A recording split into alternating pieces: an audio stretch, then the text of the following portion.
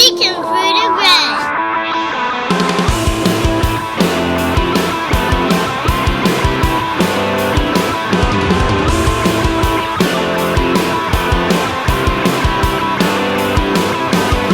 Speaking through the gray. Speaking through the gray. How did it happen? What's up, guys? I'm Dan. And I'm Jasmine. Welcome back to Speaking Through the Gray. This is episode number 6. Today, we're going to be talking about missions. And for those of you who do watch, we have been off for a little over a month in preparation for going on a missions trip, which we're going to talk about later. But we went to Kenya, Africa. And it was an amazing experience. Like I said, we'll get more into it. But we just really wanted to dive into the topic of missions. So I researched some definitions for missionaries just to get it down of what exactly it is. I got a couple of different ones. So the first one I got, one who is sent on a mission, especially one to do religious or charitable work in a territory or foreign country. The second one I got is a person sent on a religious mission, especially one sent to promote Christianity in a foreign country.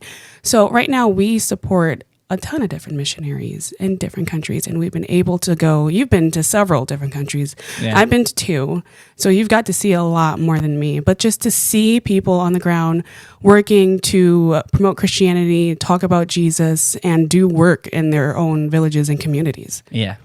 Yeah, I mean, I've only been to one more country than you. Oh. So you've been to Peru, which I've been to 5 times. I've been to Dominican Republic 3 times. You just did it more. Yeah, I just did it more often, yeah. But Dominican Republic 3 times, and then finally a new country added to the list was Kenya.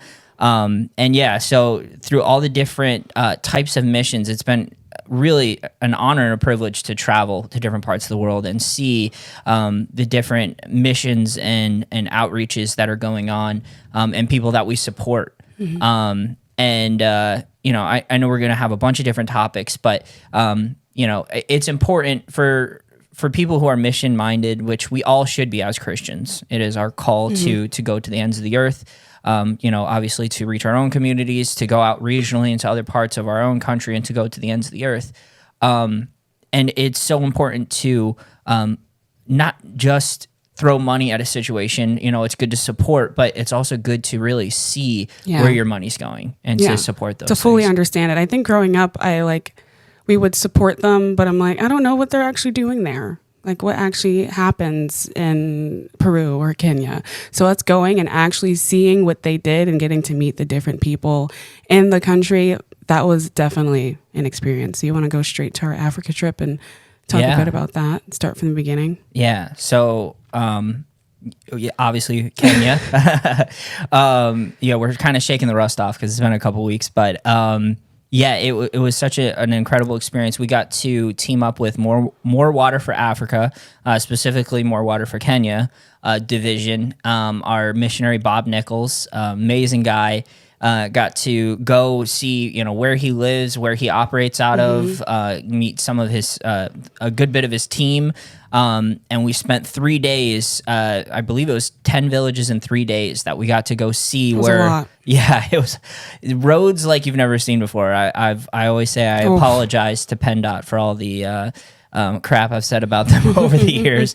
But yeah, it was wild how far you have to travel and how far they go in these treacherous roads and just to get out there to support and have clean water.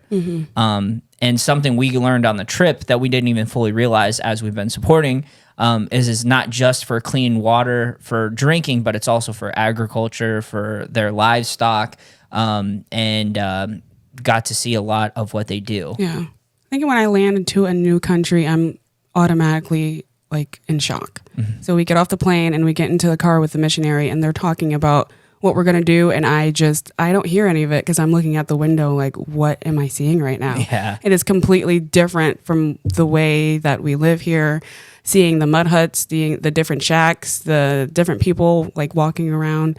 It was a complete shock for me. And same when we went to Peru, just looking out the window and seeing all the differences. The main thing that I've learned is that this clean water helps them provide for their family.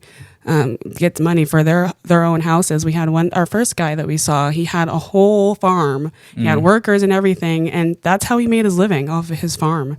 So I thought that was pretty amazing, and all the different outfits I saw. Saw a lot of cool outfits too. Yeah, and just to add to that, the agricultural side of things, and seeing them do the farming and all the land, like it helped provide income for him, but also the people in his village, which was really cool to see that experience, and to see all that they were doing through that, and then also going to places where clean water wells have already been dug.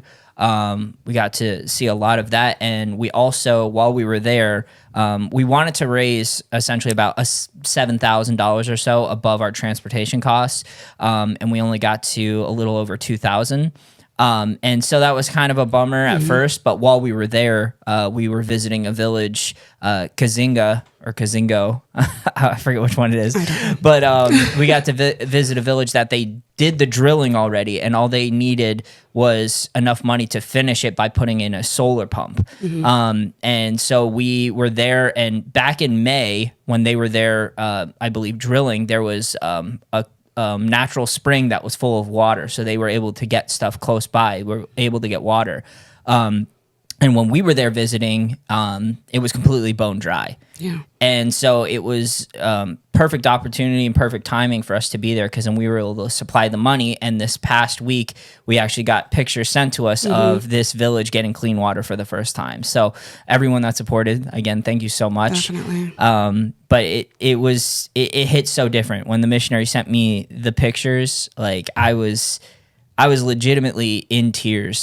like seeing that, because like the amount of joy they had just from clean drinking water is something we take for granted every day. Definitely. Yeah. I when we got home, I turned on the sink and like gave our kids water from the sink, and I'm like, wow, this is definitely a privilege that people don't have. Yeah. No. Yeah. Yeah. So while we were there, though, people thought I was Kenyan. So that was fun because they kept trying to speak to me in Swahili, and I did not know what they were saying. Yeah, it was super fun. Nobody assumed anything with me, obviously, but they wanted to know about my background, and of course, because of the slave trade, I did not know anything about my background. But it was very interesting for them to like try to figure out who I was. Yeah, yeah. It was an amazing trip. And spending time with our missionary, getting to know him better.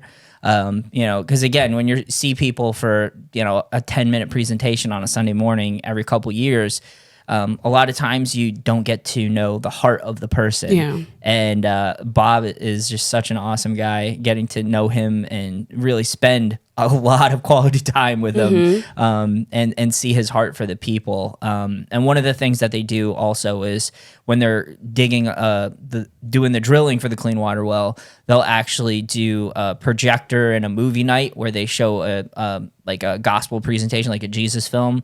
And it was really cool. Just every place we went, he was showing us, hey, we put the projector here, and everybody came together and we got to share the gospel. And it's, it's important, that when we support missionaries, it's not just humanitarian side of things, which is obviously important, but that there's the gospel side of things. Because that's the reason why they do what they do, is because the love that God has shown to them, they're showing that in words and in action. Yeah. So, yeah. So that kind of goes into our next point, being the benefits of missions and missionaries. We talked a bit about spreading the gospel around the country and around the world, of course. Anything else that could be like a benefit of doing missions or supporting missionaries? Yeah. So I was kind of alluding to this a little bit, but I've had people that are very critical of people going on short-term mission trips, and I understand. I know the reasons that they do, and I think it's important to know your why when you're going. If you're just going and you just want to take a picture and take a selfie with some kid in a village, like if your heart's not in the right spot, like you shouldn't be doing that. You shouldn't be going on missions if you're not ready to share or prepare to invest in what the ministry is. But I think it's so important. The first time I went on a mission trip, I was 12 years old, and I went to Peru. And seeing that poverty and seeing, a third world country at the time was just eye-opening. It made me as a child, like I want our kids for sure, you know, as early as we can to be able to experience that and see the different parts of the world and know how good they have it, and then also develop a heart for people around the world. Yeah. But yeah, and it's also, like I said before, you know, getting to know your missionary, getting to understand on the ground. There's only so much you can learn in a presentation, but seeing it firsthand, I have so much more of a heart for the places I've been. And missionaries now all over the world, and people from places that I've been now are in different parts of the world, and knowing them and their heart, it gives me a deeper desire to help them. Yeah, I always felt bad of people donating for mission trips and me like being able to go out and see different things. This trip changed my perspective a little bit when we got to actually make a change in a village, but I have to change my mindset about that a bit, about actually donating and seeing what actually happens. So yeah, because it is important that you have a reason for going. You know, you don't want to just go just for the trip. You know, but it is important that you know why you're going, and have an open heart to experience and see the things there, because now we have a deeper desire to contribute, and we know the actual issues because we've seen them firsthand. What a great experience. We're going to go into the dangers. Before we left, there was a U.S. missionary couple. They were among 3 people killed in Haiti as widespread gang violence continued to plague their country. There's a 21-year-old, a 23-year-old husband and wife, and a missionary and a 20-year-old Haitian were ambushed by gunmen as they left a church, and that's from BBC.com. That happened before we left. There was also unrest in Kenya before we left. So thinking about those things before leaving the country, you don't know what's going to happen. Anything could happen. We have kids at home, and you never know if you're going to make it home or not. So those dangers really put a pause and makes you overthink. Yeah. No, it's interesting because like you really have to balance the like side of faith and the side of common sense and knowing what you're walking into. Because both the trip we did 2 years ago to Peru before we left, there was mass protests going on, people, you know, upset with the government and things that were going on. And I remember it, like my mom and the older ladies in our church, they always watch world news, and they're the first ones to tell my mom, hey, they're going to a place where there's bad things going on. It's like, you know, and the same thing happened on this trip. And, you know, with Peru, I was obviously more confident and comfortable because I'd been there so many times. Yeah. I kind of had an idea of what we were walking into. And with Kenya, like we were super close to almost canceling the trip. Yeah. And because our missionary, when everything was starting to happen with the protests and the police shooting civilians, unarmed civilians, there was a lot of chaos going on. He was actually in Liberia, I believe it was. And he was doing a well in another area of Africa. And so as soon as he landed back on the ground, he gave us, you know, an idea of what was going on. The news is kind of making it sound different than the way it was. Yeah. And so we had to really trust our sources on the ground. But yeah, going into different areas, I know when I was in Dominican Republic, there were places, and I had a lot of teenagers on that trip. So I was overseeing and, you know, that's responsible for the lives of younger people.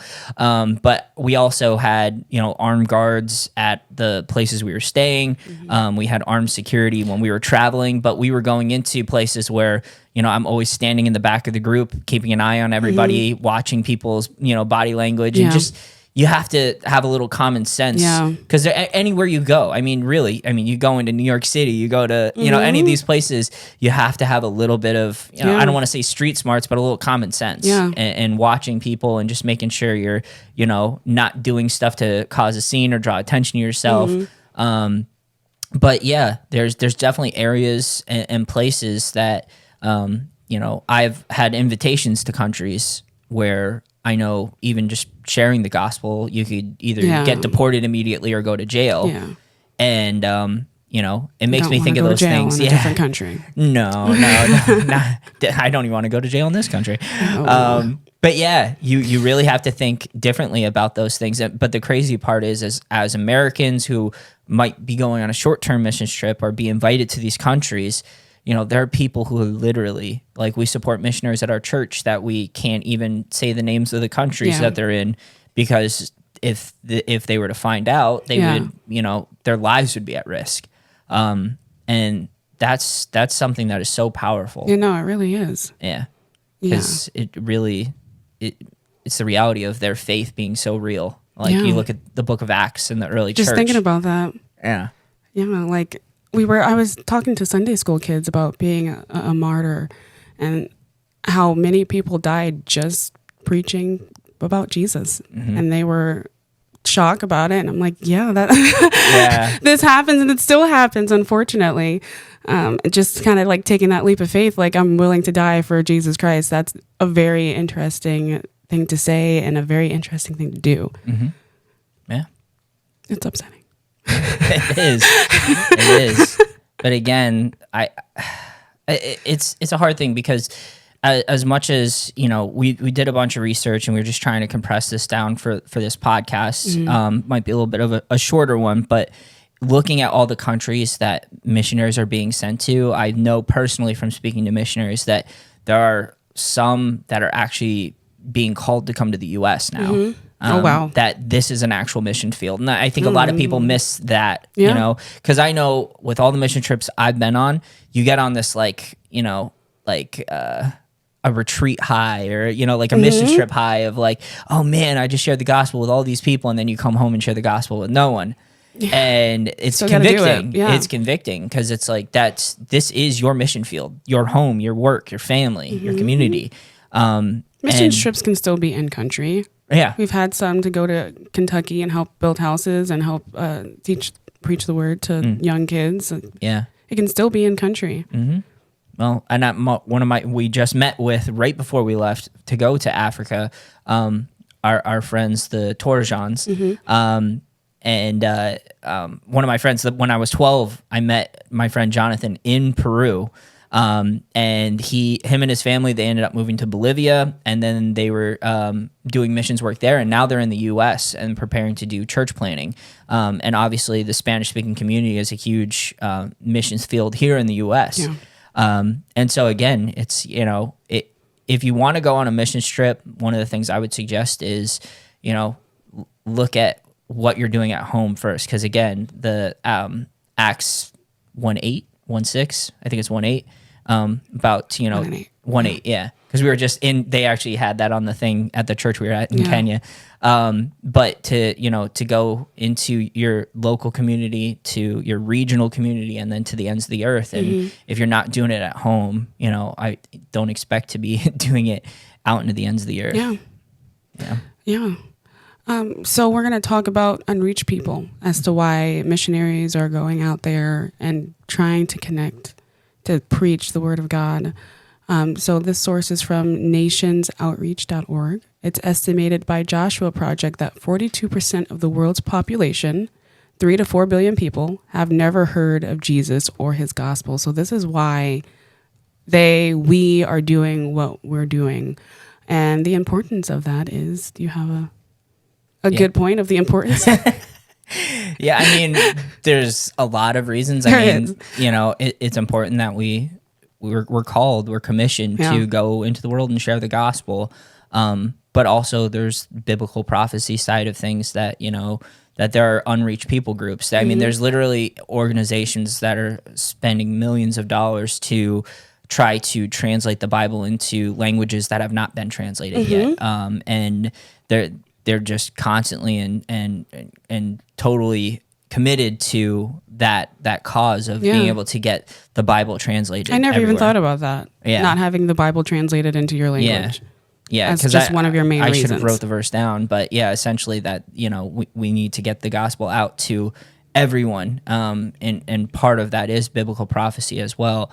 But yeah, I mean, there's so many people who are in need of hope and healing, and they're missing that without the gospel. And I know some people will say that's a arrogant worldview, and that it's an elitist or whatever, Christian nationalism, whatever you want to call it. But the reality is we're speaking from experience of people who know, yet although we were raised in the church, we also know the depravity of our own hearts and our souls without the gospel. And that's when it becomes real. Again, we can't just sit in church on Sunday and, talk about this hope as if it's just some, good idea or positive vibe. But like, this is literally life or death. This is heaven or hell. This is the fulfillment of purpose in life. Yeah. And I know that it's so important for the world to hear it. I think it's also good for them to come in contact with a Christian and just see us serve and help each other out. Like, we'll help you build houses, we'll help clean water, we'll work together and help each other out and get what we need for the kingdom. Yeah. So, and I was just listening to a podcast. I forget the name of the one guy, but one of the guys on it was actually Tucker Carlson. But he was interviewing a guy who was talking about his faith, and basically he was saying like how contradicting the Bible is to the way of the world and many other religions too. But the realities of like praying for your enemy, or the fact that when we see everything going on in the world and biblical prophecies unfolding before our eyes and things that are coming towards what we believe is the return of Christ, like we don't know the day or time like the Bible says, but I feel like so many times, and even myself, we can kind of get into the groove of just hearing the word and knowing the Bible, and it's almost a secondhand nature that we don't really let it sink in sometimes. But if we believe that the Bible is true and believe that God is real, and we believe that Jesus came to do what he did and he is coming back, like that reality there, that he is coming back, that we don't have to be scared when all of these things are happening, the world's falling apart, and we can sit here with a peace that passes all understanding. We can sit here and know that we have a blessed assurance of an eternity in heaven with God. It's just such a paradigm shift for people to experience that truth. Yeah, definitely. Yeah. Any other points that you would like to add? We're coming to the end. Yes. 22 minutes. This is our shortest podcast yet, but no. I know I've done a lot of talking on this one, but yeah, I think it's so important for people to understand missions and to, again, support missions. If you can financially, obviously tithe your 10% to your local church, and know what your local church is about. Don't just, give to any group, but if you know that you're belonging to a Bible believing church that is supporting and doing things in the community and is preaching the gospel, 10% to the church. And then above that, I always encourage people, like, even if it's $5 a month that you can give to a missionary, and find somebody who you connect with. I mean, knowing your missionaries personally is something that a lot of people, I don't think, have fully embraced.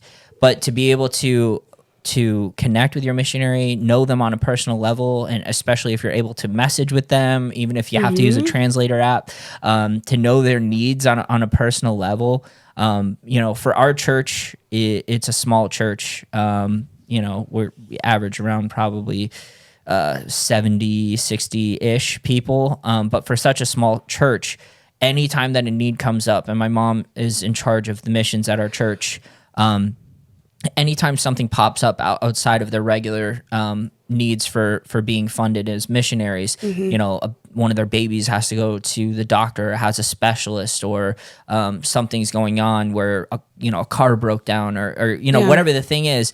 Our church, again, as a small church, really has a drive and a passion for missions, to where we will get everybody together, shoot out messages, and support these people and get that, the funds raised for whatever they need. Yeah. So, there's also like the small things too, like supporting children. Sometimes you go to concerts, those Christian concerts, in the middle, they're like trying to tell you to support different children in different countries. Even the small things such as that, and even connecting with Samaritan's Purse and packing a box for Christmas every year, and writing a note to a child.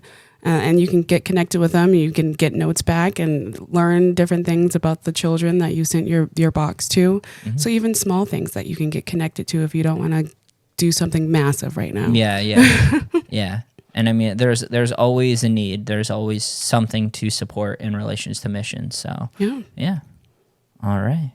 Any other final thoughts from you? No, there's no more final thoughts on missions. All right, guys. Well, again, a little bit of a shorter episode, but we are going to try our best to get back in the groove here, start doing some more consistent episodes, and really start talking about things going on in our world today. Because knowing everything going, I mean, as soon as we came back from Kenya, it was like a rude awakening of all the chaos in our own country and in the world. But there's a lot of things that need to be talked about that you might not hear on a regular basis, and we want to try to start tackling those things and addressing them and speaking through the gray. Yeah, definitely. Alrighty. Well, thank you so much, everybody, for listening, and tune in hopefully next week for episode number 7. Have a great day. God bless. Speaking through the gray.